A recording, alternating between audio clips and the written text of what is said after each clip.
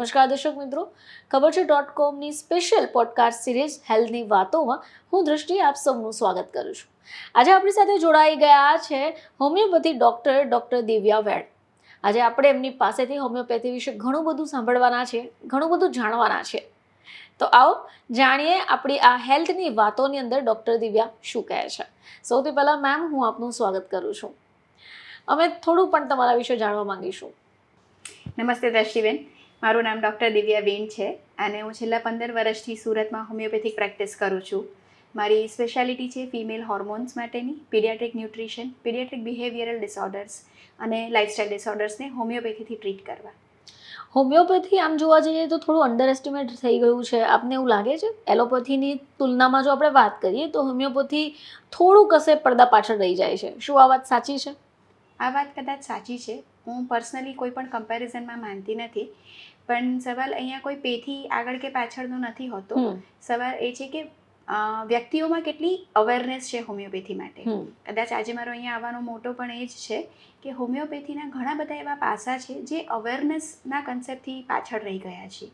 તો આજે આપણે એવા જ મુદ્દા પર વાતો કરીએ અને લોકોને બતાવીએ કે કયા સમયે કઈ પેથી એમના માટે બેસ્ટ રહેશે.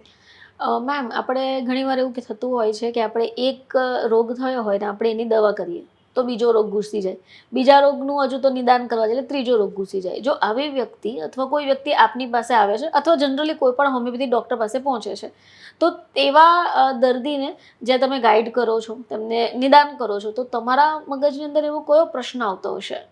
અમે એ ચોક્કસથી જાણવા માંગીશું. બહુ જ પ્રેક્ટિકલ ક્વેશ્ચન કદાચ તમે મને પૂછો. મારી 15 વર્ષની પ્રેક્ટિસમાં મેં એવું જોયું છે કે દર્દીઓ જેટલા ક્રોનિક ડિઝીઝથી પીડાય છે ને, એટલા જ એ દવાઓથી એનીથી થતી સાઈડ ઇફેક્ટથી પણ પીડાતા હોય છે. અને જો આવો દર્દી હોમિયોપેથીમાં આવે છે તો હોમિયોપેથી શું કરવાનું એની માટેનો એક માઇન્ડસેટ અમારી હોમિયોપેથીની ગીતા કહી શકાય એવું ઓર્ગેનોન ઓફ મેડિસિનનું પહેલું જ વાક્ય છે કે physicians only mission is to restore the sick to health. એટલે તમારે બીજું કંઈ જ વિચાર્યા વગર તમારી પાસે આવેલા દર્દીને સારો કરવાનો છે. હવે સારો કેવી રીતે કરશો એની પણ એક ડેફિનેશન આપી છે કે હોમિયોપેથિક પદ્ધતિથી જો તમારે કોઈ દર્દીને સારો કરવો છે તો એને ઝડપી, જેન્ટલ અને પરમનન્ટ હેલ્થ આપવાનું છે. એટલે રેપિડ, જેન્ટલ અને પરમનન્ટ આ 3 ક્રાઇટેરિયા છે. ઝડપી બને એટલું ક્વિક રિઝલ્ટ આવવું જોઈએ. જેન્ટલ એટલે સૌમ્ય રીતે, કોઈ કેમિકલ્સ નહીં, કોઈ દવાઓ નહીં, કોઈ ઇન્જેક્શન્સ નહીં, કોઈ બોટલો ચડાવવા નહીં, કોઈ વધારે પડતા રિસ્ટ્રિક્શન્સ નહીં, અને તમારે એને સારો કરવાનો છે. અને પરમનન્ટ એટલે એવું નહીં કે જ્યાં સુધી દવા લો ત્યાં સુધી જ પેશન્ટને સારું હોય. દવા બંધ થયા પછી તમે પાછા એના એ જ સ્ટેટમાં આવી જાઓ તો એ હોમિયોપેથી નથી. અને જો આવી જ રીતે આપણે જોવામાં જઈએ તો અમે પેશન્ટને યુઝ્યુઅલી આ 3 ક્રાઇટેરિયા બેઝ પર બને એટલું ઝડપથી સારું કરવાના મોટો સાથે કામ કરતા હોઈએ છીએ. આપણે હોમિયોપેથીની દવા આપણે જોઈએ ને તો એક જ પ્રકારની સફેદ ગોળીઓ હોય છે. ઘણા બધા લોકો એને પ્લેસબો સાથે પણ જોડતા હોય છે. આ બંને વાતો સુસંગત છે કે પછી એક મિથ છે? બંને વાતો બજારમાં તો જોવા મળે જ છે, પણ બંને વાતોને આપણે 2 પાર્ટમાં ડિવાઈડ કરીએ. સૌથી પહેલાં આપણે જોઈએ તો પ્લેસિબો ઇફેક્ટની વાત કરીએ. બધી જ દવાઓ એક સરખી હોય છે એટલે એને પ્લેસિબો એવું કહેવામાં આવતું હોય છે કે ભાઈ સફેદ ગોળી છે. પણ પ્લેસિબો ઇફેક્ટ એટલા માટે શક્ય નથી કારણ કે જ્યારે આજે નેનો ટેકનોલોજી આવી ગઈ છે તો છેલ્લા 3 વર્ષમાં 161 જેટલાથી વધારે રિસર્ચ થયા છે જે હોમિયોપેથીની ઇફેક્ટિવનેસને બતાવે છે. અને જો મારી રૂટીન પ્રેક્ટિસની વાત કરું તો તરતના જન્મેલા બાળકને અમે હોમિયોપેથી આપીએ છીએ જેને સારું થાય છે. ઇવન હવે આજકાલ એનિમલ્સમાં હોમિયોપેથી યુઝ થાય છે. અને પ્લાન્ટમાં પણ અર્ગો હોમિયોપેથ કરીને નવો કન્સેપ્ટ આવ્યો છે કે જે ઓર્ગેનિક ખેતીમાં ઘણી જ સારી જગ્યાએ હોમિયોપેથીનો ઉપયોગ થાય છે. તો હવે આવી જગ્યાએ જ્યારે હોમિયોપેથી વર્ક કરતું હોય તો ઇટ ઇઝ કન્ફર્મ કે આ એક પ્યોર બાયોલોજિકલ સાયન્સ છે, કોઈ પ્લેસિબો ઇફેક્ટ નથી. એટલે જે ટીકડીઓ હોય છે જે વ્હાઇટ કલરની આપવામાં આવે છે ને લગભગ એક સરખી હોય છે, જેને કારણે આ મિથ થતું હોઈ શકે. કારણ કે યુઝ્યુઅલી કેવું છે કે આપણે ડૉક્ટર પાસે જઈએ તો એ થોડા રંગબેરંગી દવાઓ, થોડીક ડિફરન્ટ કાઇન્ડ ઓફ કેપ્સ્યુલ્સ વગેરે હોય છે, જ્યારે હોમિયોપેથીમાં આવું નથી હોતું. તો એ કઈ રીતે તમે સામેવાળી વ્યક્તિને કન્વિન્સ કરી શકો? હોમિયોપેથીમાં સૌથી પહેલાં તો એ કન્સેપ્ટ લાવવો જરૂરી છે કે એ જે પણ કોઈ વ્હાઇટ ગોળી તમને આપવામાં આવે છે એ દવા નથી. ઓકે. વ્હાઇટ ગોળી એ એક વ્હીકલ છે જેના થ્રુ દવા તમને પહોંચે છે. દવા તો ડાયલ્યુશનના ફોર્મમાં હોય છે, એક લિક્વિડના ફોર્મમાં હોય છે, અને જે લિક્વિડના ડ્રોપ્સ અમે આ વ્હાઇટ ગોળી ઉપર નાખતા હોઈએ અને પછી એ મેડિસિનના ફોર્મમાં પ્રિપેર થાય. અને જ્યારે તમે એ દવાઓ નાખેલી વ્હાઇટ ગ્લોબ્યુલ્સ લો છો ત્યારે એ મેડિસિન બને છે. તો કેમ એ દવાઓને પેશન્ટ સુધી પહોંચાડવા માટે આ વ્હાઇટ ગ્લોબ્યુલ્સનો ઉપયોગ કરવામાં આવ્યો? તો હેનેમાનને એક એવી વસ્તુ જોઈતી હતી કે જ્યારે હું દવાને એ વસ્તુ સાથે મિક્સ કરું તો એ જે પણ કોઈ વસ્તુ હોય એનો કોઈ પોતાની મેડિસિનલ પ્રોપર્ટી ના હોવી જોઈએ. Point number 1. પોઈન્ટ નંબર 2, જે આપણે કર્યું કે હોમિયોપેથી ક્યોર હંમેશા સૌમ્ય રીતે થવી જોઈએ. એટલે આવી વ્હાઇટ પિલ્સ જે તરત જ મોઢામાં મૂકવાથી ઓગળી જાય, જેમ બીજી બધી દવાઓ છે કે જેને તમે ગળો પછી એનું લીવરમાં પાચન થાય અને પછી શરીરમાં પહોંચે, એવું કંઈ જ નથી. હોમિયોપેથિક દવા તમે મોઢામાં મૂકો અને એ વ્હાઇટ ગ્લોબ્યુલ્સ તરત જ મોઢામાં ઓગળી જાય અને ત્યાંથી નર્વ એન્ડિંગ્સથી બ્રેઇન સુધી એના ઇમ્પલ્સ જાય અને આપણા શરીરમાં હિલિંગ શરૂ થઈ જાય. એટલે જે એક સરખી દેખાતી વ્હાઇટ ગોળી છે એ માત્ર વ્હીકલ છે. સફેદ ગાડીમાં બેસીને આજે દ્રષ્ટિબેન જાય છે કે દિવ્યાબેન જાય છે, એ જ્યારે અંદર જોવો ત્યારે ખબર પડે, બહારથી તો બધી સફેદ ગાડી જ દેખાય. એટલે એ સફેદ ગોળી ખાલી વ્હીકલ છે. દવાઓનો પોર્શન્સ એમાં નહીં દેખાય એવો સૌમ્ય રીતે અને બને એટલા ઝડપી રીતે પેશન્ટને તમે આપી શકો એવી રીતે હોય છે. તમે વાત કરી તે પ્રમાણે નવજાત શિશુને પણ તમે આ દવા આપતા હોવ છો. એવા કોઈ રોગ ખરા કે જેમાં હોમિયોપેથી આપણે નહીં આપી શકીએ, કન્સિડર નહીં કરી શકીએ? યુઝ્યુઅલી એવા દરેક રોગ કે જેમાં તમને સર્જરીની જરૂર પડે છે. ઓકે. તો હોમિયોપેથીમાં સર્જરી અલાઉડ નથી. અમે ક્યારે પણ સર્જરીઝ નથી કરતા. એટલે એક્સિડેન્ટલ્સ છે અથવા તો ઇન્ટરવેન્શન્સ કરવાના આવે છે, કોઈક ઓબ્સ્ટ્રક્શન્સ છે, તો એવી દરેક રોગોમાં આપણે હોમિયોપેથીથી ઇલાજ નથી કરતા. મેમ, જ્યારે પણ આપણે હોમિયોપેથી ડૉક્ટર પાસે જઈએ છીએ તો એ લોકો ખૂબ નાના પોર્શનમાં દવા આપતા હોય છે. અલ્ટ્રા સ્મોલ ડોઝ આપણે કહી શકીએ. તો શરીર માટે એ કેટલું અસરકારક રહેશે? Very interesting. જો આપણા શરીરમાં સૌથી પહેલાં તો જ્યારે પણ એક મટીરિયલની વાત આવે કે કેટલો મોટો જથ્થો શરીરને જરૂર છે, તો એ ખાલી ન્યુટ્રિશનલ લેવલ પર કે આટલા ગ્રામ પ્રોટીન જોઈએ અથવા તો આટલા કાર્બોહાઈડ્રેટ્સ જોઈએ, એની માટે તમને મટીરિયલ ડોઝની જરૂર છે. પણ શરીરમાં રહેલી ઇમ્યુન સિસ્ટમ કે જે આપણી રોગપ્રતિકારક શક્તિ છે, એને કોઈ મટીરિયલ ડોઝની જરૂર જ નથી.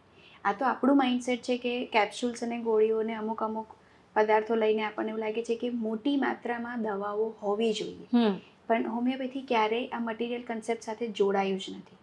હોમિયોપેથિક દરેક દવાઓ પોટેન્ટાઇઝેશનવાળી એક પ્રોસેસથી બને છે, જેમાં એ દરેક દવાના બહુ જ નાના અલ્ટ્રા નેનો પાર્ટિકલ્સના ફોર્મમાં એ દવામાંથી એની ક્યુરેટિવ પ્રોપર્ટીઝને બહાર કાઢવામાં આવે અને એ દવા આપણા વાઇટલ ફોર્સ પર એક્ટ કરે અને ત્યાંથી આપણો વાઇટલ ફોર્સ ઇન્ટરનલી જ એ રોગમાંથી શરીરને બહાર કાઢે અને શરીર રોગમુક્ત બને. તો આ સિવાય એક પ્રાણ શક્તિ એવું પણ કંઈક શબ્દ સાંભળ્યો હતો જે હોમિયોપેથીમાં ખૂબ જ આગળ પડતો છે. શું છે આ કોન્સેપ્ટ અને આપણે આ બોડી સાથે હોમિયોપેથી સાથે કઈ રીતે જોડાયેલું છે? જો મેં હમણાં જ વર્ડ યુઝ કર્યો વાઇટલ ફોર્સ, એને જ પ્રાણ શક્તિ કહેવાય. બહુ જ સિમ્પલ ભાષામાં હું કહું તો આપણા શરીરમાં મગજ, લીવર, હૃદય, પેટ, આંતરડા આ બધું જ એક ઓટોમેટિક મોડ પર કામ કરે છે. એ ઓટોમેટિક મોડ એટલે શું? તો એ છે brain, neuro, immuno, hormonal system. Psychoneuro, PNIE axis એને કહેવાય અને એને જ આપણે વાઇટલ ફોર્સ કે પ્રાણશક્તિ કહીએ છીએ. અને આ જ પ્રાણશક્તિ છે કે જે શરીરને ચાલતું રાખે છે, ધબકતું રાખે છે અને કોઈ પણ વાયરલ બેક્ટેરિયા કે કંઈ પણ બીજા એક્સટર્નલ પોઝિટિવ ફેક્ટર્સથી આપણને બચાવતા હોય છે. સિમ્પલ ભાષામાં એને ઇમ્યુન સિસ્ટમ તરીકે પણ જોવો, એને હોર્મોનલ સિસ્ટમ તરીકે જોવો, એન્ડોક્રાઇનલ એક્સિસ તરીકે પણ આપણે જોઈ શકીએ છીએ. આ છે આપણો વાઇટલ ફોર્સ. હવે તમે કીધું તે પ્રમાણે કે આમાં સર્જરીની મંજૂરી નથી હોતી, તો કોઈ એવા રોગ કે જે આપણે MRIથી જ ખ્યાલ આવતો હોય, કોઈ એવા રોગ પણ હોઈ શકે જે આપણે બાયોપ્સી કરીને જોતા હોય, તો શું એવા રોગ થાય? માની લો કે કોઈ વ્યક્તિને કેન્સર થયું છે, બાયોપ્સી કરીને રિપોર્ટ પોઝિટિવ આવ્યો છે, તો શું એ પછી એ હોમિયોપેથીની દવા લઈ શકશે? 100%. MRI અને બાયોપ્સી એ નિદાન માટેના ટેસ્ટ છે, એ થેરપી નથી. ઓકે. એ કોઈ પણ હિલિંગ પ્રોસેસ નથી. એટલે તમે એને નિદાન માટે અમે પણ યુઝ કરીએ છીએ. This are the advance medical science જે હોમિયોપેથીમાં પણ એટલું જ યુઝ થાય છે. પણ વાત આવે છે ત્યાંથી હિલિંગ પ્રોસેસની તો ત્યાં આપણે હોમિયોપેથીનો ઉપયોગ ચોક્કસ કરીએ છીએ. મેં પોતે પણ કેન્સર રિસર્ચ ઇન્સ્ટિટ્યૂટ જે ઇન્ડિયામાં એક જ છે ત્યાં 2 વર્ષ લંગ કેન્સરના હેડ તરીકે કામ કર્યું છે. Okay. And there are so many patient કે જે કેન્સરના પેશન્ટ્સને અમે હોમિયોપેથીથી સારા કરીએ છીએ. મેમ આ સિવાય ઘણા બધા લોકો એવું માનતા હોય છે કે જે હોમિયોપેથી દવા છે એનાથી દર્દીને સાજા થવામાં સમય લાગતો હોય છે, વાર લાગતી હોય છે. આ એક મીથ છે કે પછી એ સાચું છે? અને જો સાચું છે તો શા માટે એ વાર લાગી શકે? એક્ઝેક્ટલી. જો આપણી માટે રોગને બહુ મુખ્ય રીતે 2 ભાગમાં ડિવાઈડ કરવામાં આવે છે. એક છે જેને અમે એક્યુટ ડિસીઝ કહીએ છીએ. એક્યુટ એટલે હમણાં જ કોઈ કારણ હોય અને તરત જ એ રોગ થાય. એટલે હું કાલે વરસાદમાં પલળી અને મને આજે ફીવર આવી ગયું, રાઈટ, કે શરદી થઈ ગઈ, કે મેં આઈસ્ક્રીમ ખાધો ને મારું ગળું પકડાઈ ગયું. આ બધા એક્યુટ ડિઝીઝ છે અને આ એક્યુટ ડિઝીઝને હોમિયોપેથી મિનિટોમાં, કલાકોમાં સારું કરી દે છે. એટલે અમે અહીંયાથી પેશન્ટને દવા આપીએ અને 2 કલાકમાં તો પેશન્ટનો રિપ્લાય આવી ગયો કે મેડમ ગળામાં સારું છે, શરદી ઓછી થઈ ગઈ છે. અને ત્યાં એની ઝડપીનેસ કામ કરે છે, રૂટીન કરતાં ઘણી ઝડપથી. બીજો જે પોર્શન છે એ છે ક્રોનિક ડિસીઝ. એટલે કે જે ડિસીઝને પોતે થવામાં જ ઘણા વર્ષો લાગી ગયા છે. કોઈ એક કમ્પ્લેન છે જે ઘણા વર્ષોથી તમે પીડાઓ છો અને તમે બહુ જ બીજી બધી દવાઓ પણ કરી છે અને ત્યાર પછી તમે હોમિયોપેથી શરૂ કરો છો, તો એ કન્સિડરેબલ ટાઈમ લે છે કમ્પ્લીટલી હીલ થવા માટે. અને પેશન્ટ માટે આને સમજવું એટલા માટે થોડું ટ્રિકી બની જાય છે, કારણ કે પેશન્ટને એવું છે કે જો મારા સિમ્ટમ્સ નથી દેખાતા તો હું સારો થઈ ગયો છું. જેમ કે ડાયાબિટીસ, તો આપણને એવું લાગે છે કે હું ડાયાબિટીસની ગોળી લઉં છું અને મારું શુગર કંટ્રોલમાં છે, દેટ મીન્સ કે મારો ડાયાબિટીસ મળી ગયો, જે સૌથી મોટું મિથ છે. તમે જો કોઈ જ દવા નથી લેતા અને રૂટીન તમારે જે ખાવું છે, કેરીનો રસ પણ ખાવ છો અને ચોકલેટ પણ ખાવ છો અને તમારું શુગર નથી વધતું, તો તમારો ડાયાબિટીસ વધ્યો છે. તો હોમિયોપેથી તમને એ કેરીના રસ અને ચોકલેટ સાથે નોર્મલ શુગર કરી આપવામાં હેલ્પફુલ છે. ત્યાં અમે ડાયાબિટીસને મટાડવા માટે ચોક્કસ 1 વર્ષ કે 6-8 મહિના લેતા જ હોઈએ છીએ. તો હવે એ તમારે નક્કી કરવાનું છે કે તમે કોને સાચું સમજો છો, કે શેમાં વાર લાગી છે કે તમે સ્પીડી રિકવરી. અને આમ પણ હોમિયોપેથીમાં કોઈ સાઈડ ઇફેક્ટ્સ તો હોતા નથી, એટલે એક રીતે આપણે બોડી માટે જોવા જઈએ તો એ બેટર ઓપ્શન કહી શકાય. કમ્પ્લીટલી બેટર ઓપ્શન્સ છે. હોમિયોપેથીની શોધ થવા પાછળના જે 4-5 કારણો હતા, આજથી 225 વર્ષ પહેલાં જ્યારે ડૉક્ટર હેનેમાને હોમિયોપેથીની શોધ કરી ત્યારે આ સૌથી મુખ્ય કારણ હતું. કારણ કે એમને એવું દેખાતું હતું કે જે કેમિકલ બેઝડ મેડિસિન આપવામાં આવે છે એના લઈને શરીરમાં બીજી આડઅસરો ઉત્પન્ન થાય છે.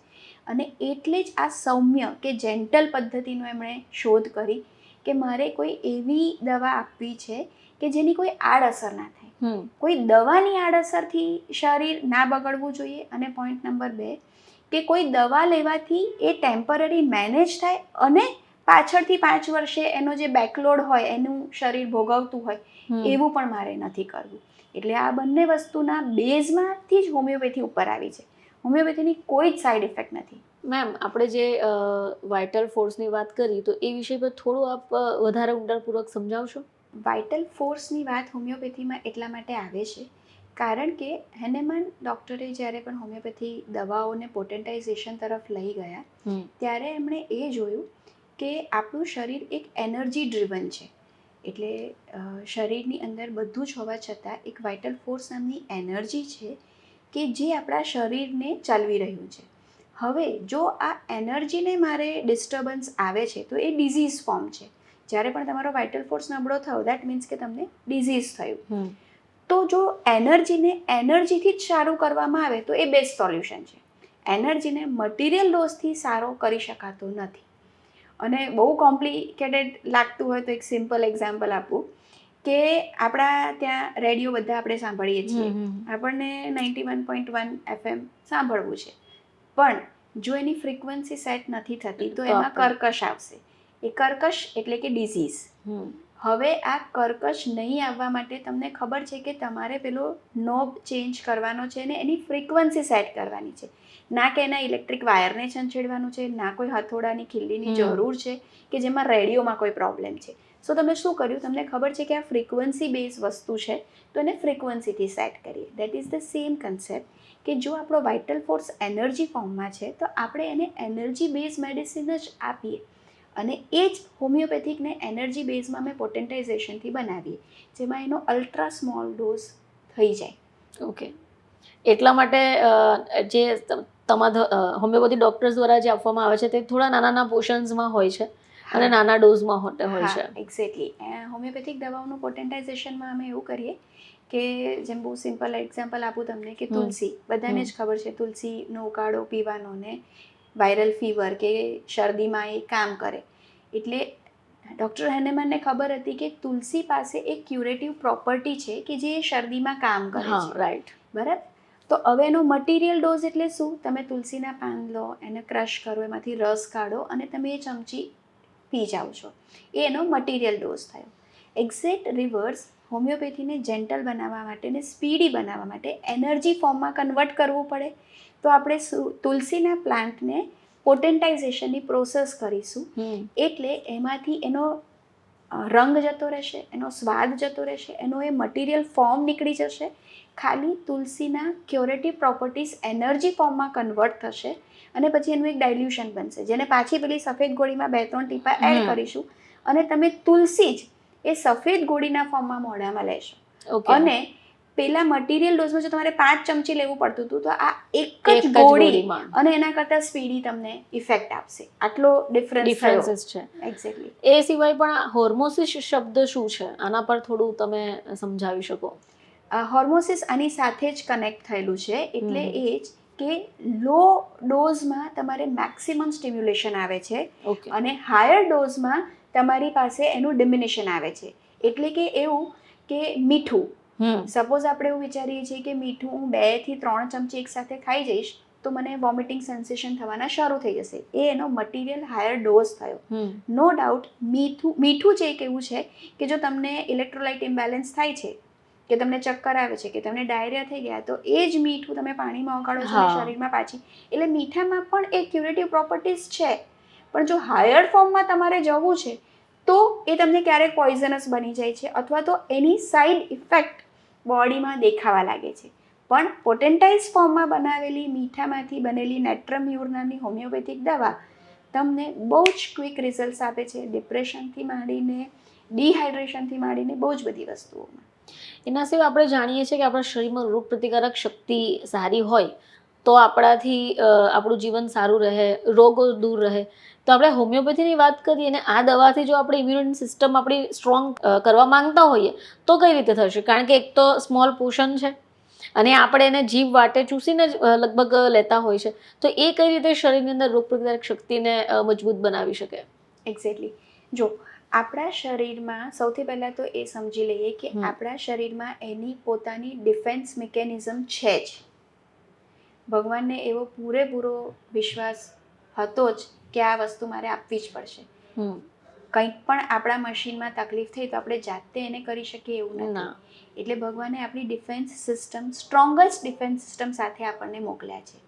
હવે આ ઇમ્યુન સિસ્ટમ તમારી બગડે ક્યારે છે એની પાછળના સર્ટેન કારણો છે. તમારી સ્લીપ સાયકલ પ્રોપર નથી, તમારી પાસે કોઈ પણ માનસિક તણાવ, સ્ટ્રેસ, ઇમોશનલ ઇમ્બેલેન્સ આવે છે તો નથી થતું, તમારી પાસે ન્યુટ્રિશનલ ડેફિશિયન્સીસ આવે છે અને તમારી પાસે ફિઝિકલ એક્સરસાઇઝ નથી. તો આ 4 મૂળભૂત કારણોના લઈને તમારી ઇમ્યુન સિસ્ટમ ડેમેજ થાય.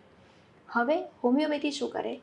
તમારી ઇમ્યુન સિસ્ટમ, જે મેં તમને કીધું એવું કે એનર્જી લેવલ જ્યાં ડિસ્ટર્બ થયું તે એનર્જી લેવલને પાછું લાવી આપે છે. કારણ કે એ એનર્જી ફોર્મમાં જ મેડિસિન જાય છે. એટલે ફરીથી જો તમારા પેલા 4 પિલર સ્ટ્રોંગ હશે તો તમારી ઇમ્યુન સિસ્ટમ જે લેવલ પર હશે ત્યાં જ આવીને ઊભી રહી જશે. બિકોઝ તમે એને એનર્જી લેવલ પર અપલિફ્ટ કર્યું છે.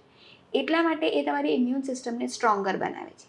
કેમિકલ બેઝ કન્સેપ્ટમાં કે મોડર્ન મેડિસિન્સમાં કેવું થાય છે કે તમે એના સિમ્ટમ્સ જે છે એની અગેન્સ્ટમાં કંઈ આપ્યું. જેમ કે તાવ આવતો હતો તો એના અગેન્સ્ટમાં એન્ટીપાયરેટિક આપી. બહુ જ ઉલટીઓ થતી હતી તો ઉલટીના ઉપકા નહીં આવે એવી કોઈ દવા આપી. બહુ જ ડાયરિયા થતા હતા તો આંતરડા સ્ટોપ થઈ જાય, બહાર પાણી નીકળવાનું એવી કોઈ દવા આપી. તમે શરીરના એનર્જી લેવલને જે ડિસ્ટર્બન્સ આવ્યું છે ત્યાં કંઈ જ નથી કર્યું. એટલે પેલા ડોઝની અસર પૂરી થાય એટલે પાછો રોગ જ્યાં હતો ત્યાંનો ત્યાં આવી જાય છે. કારણ કે તમે એને એનર્જી લેવલ પર ટ્રીટ કરો છો તો પાછા તમે એને એક્ઝેક્ટ ઇમ્યુન જે સ્ટેટસ હતું એ સ્ટેટસ તમે પાછું મેળવી શકો છો. તો મેમ તમે વાત કરી વાઇટલ ફોર્સની, તો કઈ રીતે ખબર પડશે કે મારી અંદર શું પરિસ્થિતિ ચાલી રહી છે અને મારી જે વાઇટલ ફોર્સ છે તેમાં થોડુંક કંઈક ગડબડ થઈ ગઈ છે? વાઇટલ ફોર્સની ડિરેન્જમેન્ટને માપવા માટેનો એવો કોઈ ટેસ્ટ નથી હોતો, પણ અમે યુઝ્યુઅલી હેલ્થ સ્ટેટને 3 સ્ટેજમાં ડિવાઈડ કર્યા છે. એક છે તમારો બેલેન્સ સ્ટેટ, એટલે કે તમે રોજ સવારે ઉઠો છો તો એનર્જેટિક ફીલ કરો છો, તમારું માઇન્ડ પોઝિટિવ રહે છે, તમને શરીરમાં બીજી કોઈ જ, એટલે તમને ઊંઘ પ્રોપર આવી, પાચન શક્તિ પ્રોપર થઈ, ભૂખ પ્રોપર લાગે છે, તમારા સ્કિન ટોનમાં, એની ગ્લોનેસમાં અથવા તો તમારા મેન્ટલ સ્ટેબિલિટીમાં કોઈ જ પ્રોબ્લેમ નથી. That is your stable zone. Okay. બીજો ઝોન આવે છે, ત્યાં તમારો સ્ટેજ 1 કે જેમાં બેલેન્સ છે, ત્યાં તમારો વાઇટલ ફોર્સ કમ્પ્લીટલી નોર્મલ છે. એના પછી આવે છે સ્ટેજ 2, જેને અમે એલાર્મ ઝોન કહીએ. અહીંયા એવું થાય છે કે તમે સવારે ઉઠો છો તો તમને થાક લાગે છે, શરીરમાં ક્યાંક ઝીણા ઝીણા દુખાવા રહે છે, તમને મેન્ટલી મૂડ સ્વિંગ્સ આવે છે, ખબર નથી પડતી કે કેમ આજે લો ફીલ કરું છું, કે કેમ મારા અચાનક વાળ ખરવા લાગ્યા, કેમ આજે પેટ ભારી લાગે છે, ખાવાનું કેમ પચતું નથી. આ બધા એલાર્મ ઝોન છે. અહીંયા તમારો વાઇટલ ફોર્સ ડિરેન્જ મોડમાં આવી ગયો. ભલે તમે રિપોર્ટ કરાવો તો રિપોર્ટ નોર્મલ આવે, પણ સિમ્ટમ્સ પ્રેઝન્ટ હોય. So this is a deranged vital force. અને સ્ટેજ 3 છે, જેમાં તમારો સપ્રેસ ઝોન છે. હવે સપ્રેશન શેનું? તો આ આગળ મેં આપેલા સિગ્નલ્સનું. બોડીએ તમને સિગ્નલ્સ આપ્યા કે મને નથી બરાબર લાગતું, પણ તમે એ સિગ્નલ્સને સપ્રેસ કર્યા. કાં તો ટેમ્પરરી કોઈ દવાઓ લીધી, કાં તો એને ઇગ્નોર કરી દીધા. ઊંઘ સરખી નથી આવતી તો ઊંઘ આવે એવી દવા લઈ લીધી. ડાયજેશન સરખું નહોતું થતું તો પેટ્સ ક્લિયર થઈ જાય એવા ચૂરણને ફાંકી લઈ લીધા. અને એ બધું કરીને તમે એ સિગ્નલને સપ્રેસ કર્યા, અને એ સપ્રેસ ઝોનમાં પછી તમારી પાસે લાઇફસ્ટાઇલ ડિસઓર્ડર્સ આવવા માંડે. કેન્સર છે, ડાયાબિટીસ છે, હાઇપરટેન્શન છે, કોલેસ્ટ્રોલ છે, થાઇરોઇડ્સ છે, પીસીઓડી જેવા કમ્પ્લેન્ટ્સ છે. તો ત્યાં વાઇટલ ફોર્સ કમ્પ્લીટલી ડિરેન્જ્ડ છે. તો આવા 3 ઝોનમાં અમે વાઇટલ ફોર્સના ડિરેન્જમેન્ટને ડિવાઈડ કરતા હોઈએ છીએ. તો આનો સીધો અર્થ તો એ મન સુધી પણ લઈ જ જાય છે. તો એ મન અને શરીર વચ્ચે શું સંબંધ હોઈ શકે? ઘણા બધા લોકોને એવું લાગે છે કે મારું માથું દુખે છે એટલે ખાલી માથું જ પ્રોબ્લેમેટિક છે, એને શરીર સાથે કે મારા મન સાથે કોઈ લેવા દેવા નથી. પણ બહુ સિમ્પલ એક્ઝામ્પલ આપું કે બિઝનેસમાં લોસ થયો અને મારું શુગર લેવલ વધી ગયું, તો કેવી રીતે? આ પેશન્ટ્સ જાતે જ બોલતા હોય. બિકોઝ તમારો high cortisol level, adrenal stress તમારા પેન્ક્રિયાસ પર ઇન્સ્યુલિન લેવલ પર પ્રોબ્લેમ ક્રિએટ કરે છે. એવું જ એક્ઝામમાં જતાં પહેલાં ઘણા બધા છોકરાઓને ડાયરિયા થઈ જાય છે. કેમ? તો કે નર્વસનેસ, સ્ટ્રેસ, જેના લઈને તમારા આંતરડા પર અસર આવી. એવું જ છે, કોઈ ખરાબ સમાચાર સાંભળ્યા, કોઈનું મૃત્યુ થયું અને બીપી વધી ગયું. તો એ કેવી રીતે થયું? તમારું મન, એટલે જે મેં પહેલાં પણ એક એક્સિસની વાત કરી કે આપણું સાયકો, ન્યુરો, હોર્મોનલ, એન્ડોક્રાઇનલ એક્સિસ આખું જ કનેક્ટેડ છે. શરીરના કોઈ પણ પાર્ટને જુદું કરીને ટ્રીટ કરવું ઇમ્પોસિબલ છે.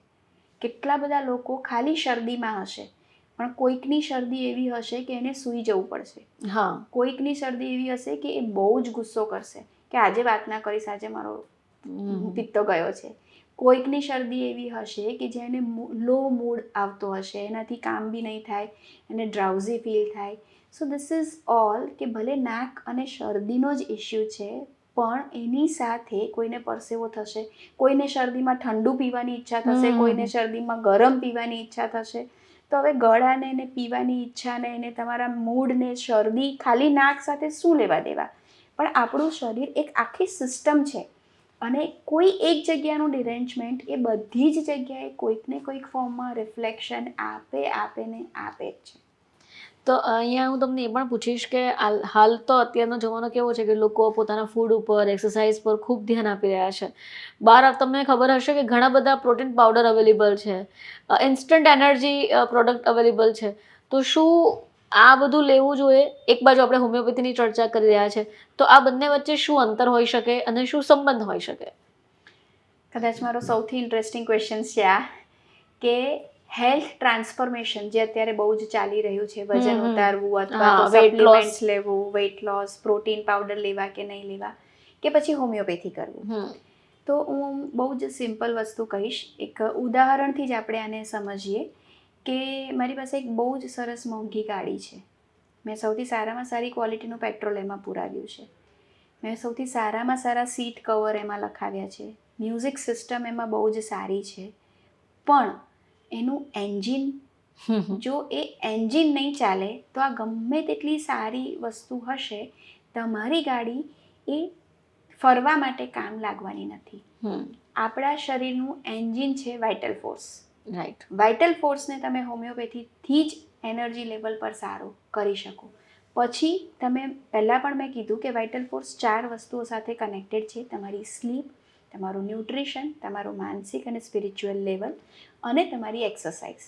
હવે તમે સારામાં સારા પ્રોટીન પાવડર લો કે તમે આ લો તો તમે એને ન્યુટ્રિશનલ ફોર્મમાં કન્સિડરેશનમાં આવે. રાઈટ. પણ જો વાઇટલ ફોર્સ જ પ્રોપર નહીં હશે તો આમાંથી કશું જ કામ નહીં લાગે. અને એટલે હવે પ્રેક્ટિકલ પ્રોબ્લેમ જે લોકો ફેસ કરે છે તે આ છે કે જીમમાં 2 ફ્રેન્ડ ગયા, એકનું વજન ઉતર્યું, એકનું વજન નહીં ઉતર્યું.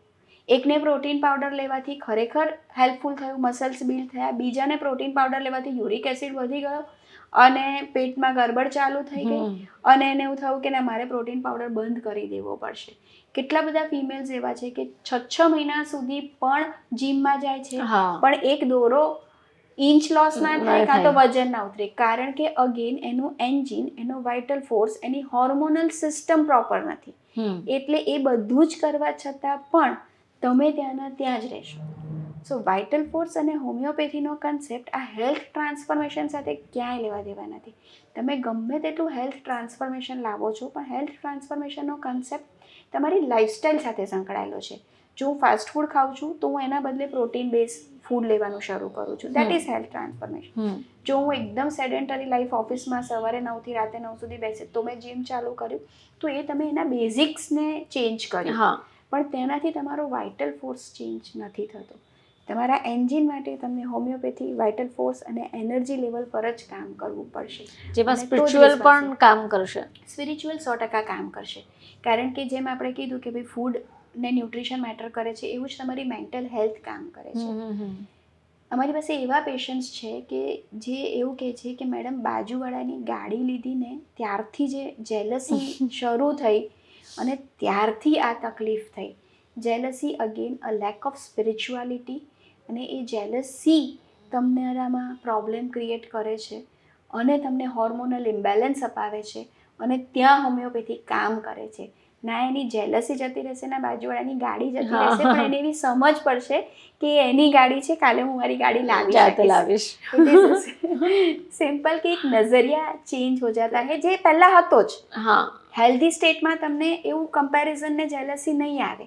ત્યાં તમારું માઇન્ડ અને સ્પિરિચ્યુઅલ લેવલ હોમિયોપેથી તમને પાછું લાગે, પોઈન્ટ ઓફ વ્યૂ ચેન્જ કરી દે. Yes, exactly. તો આપણે મનની વાત કરી, આપણા શરીરની વાત કરી. હવે હું એ જાણવા માંગુ છું કે એવા રોગોનું શું કે જેમાં મન સાથે કોઈ કનેક્ટિવિટી જ નથી, તો એવા સંદર્ભે એવા રોગોમાં હોમિયોપેથી કઈ રીતે અસર કરે છે?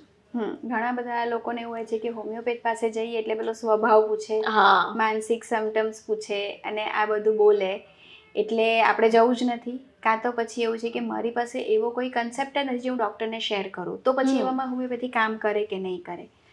તો એ પણ હું તમને સમજાવું. આ કન્સેપ્ટ હોમિયોપેથીના એક બહુ જ ડીપ ટોપિક સાથે રિલેટેડ છે જેને અમે ઇન્ડિવિજ્યુલાઇઝેશન કહીએ. 4 ફ્રેન્ડ્સ છે જે વરસાદમાં પલળ્યા. 4માંથી એકને શરદી થઈ, બીજાને તાવ આવ્યો, ત્રીજાને શરીર દુખવા લાગ્યું, શરીર પર ઇચિંગ અને ખંજવાળ આવે છે અને ચોથો ફ્રેન્ડ કંઈ જ તકલીફ નથી થઈ. વરસાદ પડ્યો, બીજા દિવસે પાછો ઓફિસમાં જોઈન કર્યો. તો જરૂરી નથી કે તમારા કોઈ પણ માનસિક કારણો નથી તો હોમિયોપેથી કામ નથી કરતી.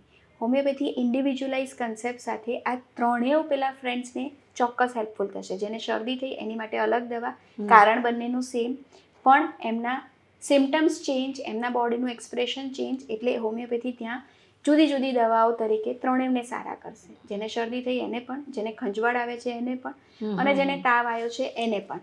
ત્યાં અમે માનસિકતા વિશે કંઈ જ પૂછતા નથી. સિમ્પલ એક્યુટ ડિઝીઝ જે આપણે પહેલાં વાત કરી એ જ છે કે કારણ ફિક્સ છે કે વરસાદમાં પલળ્યા અને ત્યાર પછી બોડીએ જે રિસ્પોન્સ આપ્યો એ પ્રમાણે હોમિયોપેથી સિલેક્ટ કરવાની. હવે આના પછી આપણે એવું જાણીએ છીએ કે હોમિયોપેથી એટલે પરેજી પાડવી જ પડે. હોમિયોપેથી જાય એટલે એ લોકો બધું જ આપણને પૂછી લે અને નામ પૂછવાની સાથે સાથે આપણી બધી આદતો પૂછે, પરંતુ સાથે સાથે દવા તો આપે, પરેજી પણ આપે. એના એ પણ કદાચ કોઈ કારણ હોઈ શકે કે હોમિયોપેથી પાસે લોકો જલ્દીથી જવા નથી કરતા કારણ કે પરેજી પાડવી એ ખૂબ અઘરી વાત છે.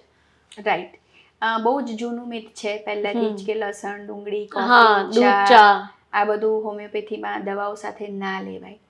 આજથી 225 વર્ષ પહેલાં જ્યારે ડૉક્ટર હેનમાને હોમિયોપેથી શોધી ત્યારે એમનો જે બેઝિક પર્પઝ હતો કે મોઢામાં પેલી સફેદ ગોળી મૂકી અને એ ઓગળી જાય, એટલે એ મોઢામાં મૂકવાની વાત છે. હવે લસણ, ડુંગળી કે કપૂર જેવા પદાર્થો પોતાની એક સ્ટ્રોંગ ઓર્ડર, સ્ટ્રોંગ ટેસ્ટ ધરાવે છે. એટલે જો આપણે એવા પદાર્થો મોઢામાં મૂક્યા હશે તો એ દવાની અસર કરવામાં વચ્ચે અવરોધ ઊભો કરે. પણ હવેની જે એડવાન્સ પદ્ધતિ આવી છે એમાં આ વસ્તુ તદ્દન નીલ થઈ ગઈ છે. તમારે ખાલી એટલું જ ધ્યાન રાખવાનું છે કે દવા લેવાના 10થી 15 મિનિટ પહેલાં કે પછી તમારું મોઢાનો પોર્શન ચોખ્ખો હોવો જોઈએ. હનુમાન ડૉક્ટરે એમના પોતાના લાસ્ટના વર્ષોમાં 50 મિલિસિમલ કરીને એલએમ પોટેન્સી કહેવાય છે, એટલો અલ્ટ્રા માઇન્યુટ ડોઝ ક્રિએટ કર્યો કે જે આ વસ્તુને પણ ઓવરકમ કરી ગયો. તમારે બીજી કોઈ જ પરેજી પાડવાની જરૂર નથી. 10 મિનિટ કે 15 મિનિટ પહેલાં અને પછી મોઢું ક્લીન રાખો, ફ્રિકવન્ટ ડોઝ લો અને તમે સારા થઈ જાઓ. એટલે એનું શું કારણ કે આપણે કોઈ ખાદ્ય પદાર્થ કે કંઈ પાણી કે એવું નથી પીવાનું? એનું કારણ એવું છે કે મેં કીધું એવું કે હોમિયોપેથિક દવા લીવર સુધી જઈને પાચન કરીને પછી શરીરમાં પહોંચવાની નથી. જો આપણે એક ચોકલેટ લઈએ છીએ તો એ ગળીને આપણા સ્ટમકમાં જશે, ત્યાંથી શુગર લેવલ બીજે બધી જગ્યાએ પાચન થઈને જશે. હોમિયોપેથીને પાચનની જરૂર નથી, કારણ કે એને એનર્જી લેવલ પર કામ કરવાનું છે. એનર્જી અહીંયાથી જ રિલીઝ થાય છે. જેવું તમે સફેદ ગોળી મોઢામાં ડિઝોલ્વ થાય એટલે એની ઉપર જે દવાના ડ્રોપ્સ એડ કર્યા હોય એ તમારી નર્વ્સ એટલે ચેતાતંતુઓ સાથે બ્રેનને ડાયરેક્ટ સિગ્નલ કે ફ્રીક્વન્સી પહોંચાડે અને ત્યાંથી તમારું હિલિંગ શરૂ થઈ જાય. ઓકે. હવે ટંગ પર જો તમારા આવા કોઈ પણ સ્ટ્રોંગ સબસ્ટન્સ તમે લીધા છે, આપણે હમણાં ડુંગળી ખાધી હોય તો એનો ટેસ્ટ મોઢામાં લાંબો સમય સુધી રહી જાય. સાદી રોટલીનો ટેસ્ટ એટલો લાંબો સમય ના રહે. એટલે આવા સ્ટ્રોંગ જેટલી પણ ઓર્ડરવાળા સબસ્ટન્સ છે એનો ટેસ્ટ રહી જાય. તો 15-20 મિનિટ પહેલાંથી જો મોઢું એકદમ ચોખ્ખું હોય તો મેક્સિમમ એબ્ઝોર્પ્શન થાય દવાનું. ઓકે. અને એની મેક્સિમમ ઇફેક્ટ આવે. પણ સપોઝ કંઈક આગુ પાછું થયું તો હોમિયોપેથી મેડિસિન ઇટસેલ્ફ એટલી પાવરફુલ છે કે આ મટીરિયલ ડોઝ એને એટલું બધું બ્લોક નહીં કરી શકે. એલએમ પોટેન્સીમાં હવે આ બધા જ કન્સેપ્ટ નીકળી ગયા છે. મેમ, હોમિયોપેથી ડૉક્ટર પાસે આપણે જઈએ તો શા માટે એટલા બધા ક્વેશ્ચન્સ કરે કે દર્દી ગભરાઈ વધારે જાય અંદરથી? હા, હોમિયોપેથી દવા અને એ બધા ક્વેશ્ચન આન્સર વચ્ચે શું રિલેટેબલ હોઈ શકે? જો સૌથી પહેલાં તો બહુ ઓછા લોકો ગભરાય છે. હવેનો તો જમાનો એવો છે કે પેશન્ટ સામેથી ડિટેલ્સ શેર કરે છે, કારણ કે જ્યારે લોકો ડિટેલ્સ શેર કરે છે ત્યારે લોકો એજ્યુકેટ થાય છે કે એમને ખરેખર કેટલા લેવલ પર તકલીફ છે. હવે તો બહુ ઇઝી છે. અમારી કેસ ટેકિંગની ટેકનિક જ એવી છે કે જેમાં પેશન્ટ બહુ ઓપનલી વાત કરે છે. અને આ ખરેખર ઓપનલી વાત કરવી કેમ જરૂરી છે? તો એ એટલા માટે કારણ કે હોમિયોપેથી ક્યારેય કોઈ રોગને ટ્રીટ કરતું જ નથી. હોમિયોપેથી હંમેશા એક પર્સનને ટ્રીટ કરે છે. અમારા માટે શરદી ઇમ્પોર્ટન્ટ નથી, કોને શરદી થઈ તે ઇમ્પોર્ટન્ટ છે. જેમ મેં આગળ બહુ જ બધા એક્ઝામ્પલ આપ્યા કે કોઈ વરસાદમાં પલળ્યું તો એને જુદા એક્ઝામ્પલ તે એક્સપ્રેશન્સ બહાર આવે છે. સેમ મેન્ટલ સ્ટ્રેસ, કોઈને વોમિટ થાય છે, કોઈને માઇગ્રેન થાય છે, કોઈને હાઇપરટેન્શન છે, કોઈને ડાયાબિટીસ આવે છે. તો તમારા જીનેટિક સ્ટ્રક્ચર પ્રમાણે તમને તમારા બોડીના એક્સપ્રેશન્સ બહાર આવશે. એટલે દરેક વ્યક્તિને જાણવું જરૂરી છે. હું ખાલી એવું જ જાણું કે એને માઇગ્રેન થાય છે, મારી પાસે વ્યક્તિ એ છે ને વ્યક્તિ બી છે, બંનેને માઇગ્રેન છે. હવે બંનેને એવું કહું છું કે બંનેને ડાબી બાજુ જ માથું દુખે છે, બંનેને માથું દુખે છે તો ઉલટીઓ થાય છે, બંનેને એવું છે કે સૂઈ જાય તો માથું સારું થઈ જાય છે. તો ડિફરન્શિએશન શું? એક વ્યક્તિ એવું કહે છે કે મને એવા સમયે ઠંડા બરફના પોતા મૂકવા ગમે, અને બીજું વ્યક્તિ એવું કહેશે કે મને પંખો પણ સહન નહીં થાય, હું એમ જ સૂઈ જઈશ. તો આ બંને રોગ ઓલમોસ્ટ સેમ હોવા છતાં વ્યક્તિ બદલાયા અને દવા બદલાઈ છે. કારણ કે અગેન હું કહું છું કે એનો વાઇટલ ફોર્સ અલગ લેવલ પર છે. એનો વાઇટલ ફોર્સ કયા 4 પિલર પર છે? એના મેન્ટલ અને સ્પિરિચ્યુઅલ લેવલ, એની ફૂડ હેબિટ, એની સ્લીપિંગ સાયકલ, એની સેડેન્ટરી લાઈફ પર એનો વાઇટલ ફોર્સ બનેલો હશે. અને ત્યાંથી એના પ્રીડિસ્પોઝિંગ ફેક્ટર્સ કે એગ્રાવેશન અને એમેલરેશનના ફેક્ટર્સ ડિસાઇડ થશે. એના જીનેટિક કોન્સ્ટિટ્યુશન, ડીએનએ કોડિંગ પર આ હોમિયોપેથી કામ કરશે. એક્ઝેક્ટલી બીજા માટે જુદું થઈ જશે કે એની ફેમિલી સ્ટ્રક્ચર, એનું ડીએનએ સ્ટ્રક્ચર, ડીએનએ કોડિંગ, એની સ્લીપિંગ સાયકલ, એની સર્કેડિયન રિધમ અલગ છે. અને એટલે બહારથી એક્સપ્રેશન્સ ભલે એક જેવું લાગે પણ પર્સન બંને જુદા છે. અને એટલે એ જાણવું અમારા માટે જરૂરી છે કે તમને ઠંડુ ભાવે કે ખાટું ભાવે કે ગળ્યું ભાવે કે ગુસ્સો આવે કે રડવું આવે કે ટોયલેટ બરાબર થાય છે કે નહીં, કે તમને યુરિનની ફ્રીક્વન્સી કેવી છે, કઈ પોઝિશનમાં તમે સૂઈ જાઓ છો, આ બધી જ વસ્તુથી એ પર્સનાલિટી બને છે. અમે ઓલવેઝ એવું કહીએ કે પઝલ્સના જુદા જુદા ટુકડા છે, દરેક ટુકડો અમે મૂકીએ એટલે અમારી સામે એક પિક્ચર ક્રિએટ થાય અને તેને અમે ડીકોડ કરી શકીએ. એટલે હોમિયોપેથીમાં એ કમ્પલસરી છે કે અમે ઇન્ડિવિજ્યુઅલાઇઝ કન્સેપ્ટને સમજીએ. એ સિવાય તમે કીધું તે પ્રમાણે કોઈ પણ વ્યક્તિ લઈ શકે, પણ શું પ્રેગ્નન્ટ લેડીઝ હોય અથવા તો બાળક જન્મી ગયું છે અને જે 6 મહિના આપણે સૌ જાણીએ છીએ કે ખૂબ ઇમ્પોર્ટન્સ હોય છે, તો આવા સમયગાળામાં શું હોમિયોપેથી દવા કન્સિડર કરી શકાય? 100% કરી શકાય. પ્રેગ્નન્ટ થવા માટે પણ હોમિયોપેથી, એનાથી એક સ્ટેપ ઉપર હું કહું, ઇનફર્ટિલિટીમાં પણ હોમિયોપેથી દવાઓ લેવામાં આવે છે. કેટલા બધા કપલ્સ એવા છે કે કોઈક ડિઝીઝ કન્ડિશન છે ને આપણે હોમિયોપેથીથી ડિઝીઝને સારું કરી છે તો બરાબર, પણ કદાચ આજે બહુ બધા કપલ્સ એવા છે કે જેમના બધા રિપોર્ટ્સ નોર્મલ આવે છે, તેમ છતાં એ લોકો કન્સીવ નથી કરી શકતા, જ્યાં એમનું મેન્ટલ સ્પિરિચ્યુઅલ કોઝિટિવ ફેક્ટર બહાર આવતો હોય છે, ત્યાં હોમિયોપેથી ઘણું સારું કામ કરે છે. પ્રેગ્નન્સીના ડે 1થી પ્રેગ્નન્સીમાં થતા ઉલટી ઉપકા, એમાં થતી વીકનેસ, એમાં આવતા મસલ્સ ક્રેમ્પ, એમાં થતા બેક પેઇન, બાળક બહુ જ અંદર ફરે છે, ડિલિવરી ટાઈમ વખતે દુખાવો પ્રોપર ઉપડતો નથી, અડધે આવીને દુખાવો અટકી ગયો છે, કાં તો એવું થાય છે કે જે લોકોને ફ્રિક્વન્ટ એબોર્શન્સ થઈ જાય છે, 3જા મહિને 5મા મહિને ફિમેલ્સમાં બહુ જ કોમન એબોર્શન્સ જોવા મળે છે, આવા બધા જ કેસીસમાં હોમિયોપેથી બહુ જ સારું કામ કરે છે. પ્રેગ્નન્સીમાં થતા ડાયાબિટીસ, પ્રેગ્નન્સીમાં આવતા હાઇપરટેન્શનમાં પણ હોમિયોપેથી કામ કરે છે. અને આ સિવાય આપણે એવું કહીએ છીએ કે સ્ત્રી જ્યારે બાળકને જન્મ આપી દે પછી એને થોડું સ્ટ્રેસફુલ વાતાવરણમાં એ પહોંચી જાય છે, મેન્ટલ પરિસ્થિતિ થોડી બગડી જતી હોય છે, આવામાં પણ હોમિયોપેથી કન્સિડર થશે? જેને આપણે પોસ્ટપાર્ટમ ડિપ્રેશન કહેતા હોઈએ છીએ. પ્રેગ્નન્સી પછી 3 વસ્તુ, લેક્ટેશનમાં ફિમેલ્સને મદદ કરે છે, પોસ્ટપાર્ટમ ડિપ્રેશનમાં ફિમેલ્સને મદદ કરે છે, ત્યાર પછી તમારા યુટ્રાઇન મસલ્સની સ્ટ્રેન્થને પાછી રિગેઇન કરવામાં ઘણા બધા ફિમેલ્સને આફ્ટર પ્રેગ્નન્સી સેક્સ્યુઅલ પ્રોબ્લેમ્સ પણ થાય છે, યુરિન લીકેજના પણ પ્રોબ્લેમ થતા હોય છે, પાઇલ્સ અને હેમરોઇડ્સ જેવી તકલીફ પણ થતી હોય છે. તો એ પેલ્વિક ફ્લોરના મસલ્સની સ્ટ્રેન્થને ગેઇન કરવામાં પણ હોમિયોપેથી એટલું જ સારું કામ કરે છે. લેક્ટેશન માટે પણ હોમિયોપેથી બેસ્ટ છે. ઘણી બધી ફિમેલ્સને બ્રેસ્ટ પર નિપલમાં ક્રેક આવી જતી હોય છે અને બહુ જ પેઇનફુલ પછી એમની માટે ફીડિંગ થઈ જાય છે, આવામાં પણ હોમિયોપેથી બેસ્ટ ઓપ્શન છે. અને આ સિવાય નાના બાળકોમાં એવા કયા રોગ હોઈ શકે જેમાં હોમિયોપેથી થોડી મદદ કરી શકે?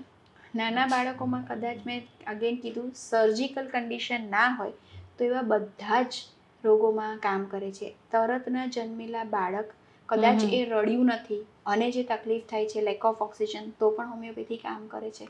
એનું ડેન્ટિશન પ્રોપર નથી તો પણ હોમિયોપેથી કામ કરે છે.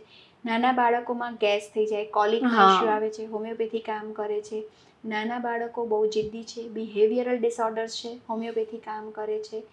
ડિસલેક્સિયા અથવા તો લખવાનો કંટાળો આવે છે, બાળક સ્કૂલે જાય છે, બોલી શકે છે પણ લખવું નથી, આમાં પણ હોમિયોપેથી કામ કરે છે. ડિસ્ગ્રાફિયા કહેવાય છે ઘણા, એમાં પણ હોમિયોપેથી એટલું જ સરસ કામ કરે છે. ટીનેજ કન્સેપ્ટમાં જ્યાં મૂડ સ્વિંગ્સ આવે છે, ADHD આવે છે કે જેમ કે અટેન્શન ડેફિશિયન્ટ, તમારું કોન્સન્ટ્રેશનની તકલીફ છે બાળકોમાં, ફ્રિકવન્ટલી થતા અસ્થમા, ફ્રિકવન્ટલી થતા કફ એન્ડ કોલ્ડ, ગ્રોથ હોર્મોન તમારો પ્રોપર ડેવલપ નથી કે જ્યાં બાળકની હાઇટ ઓછી છે કે વજન નથી વધતું, ન્યુટ્રિશન પ્રોપર લેવા છતાં પણ બાળકની ઇમ્યુન સિસ્ટમ ડેવલપ નથી થતી, આ બધી જ જગ્યામાં હોમિયોપેથી બેસ્ટ રિઝલ્ટ આપે છે.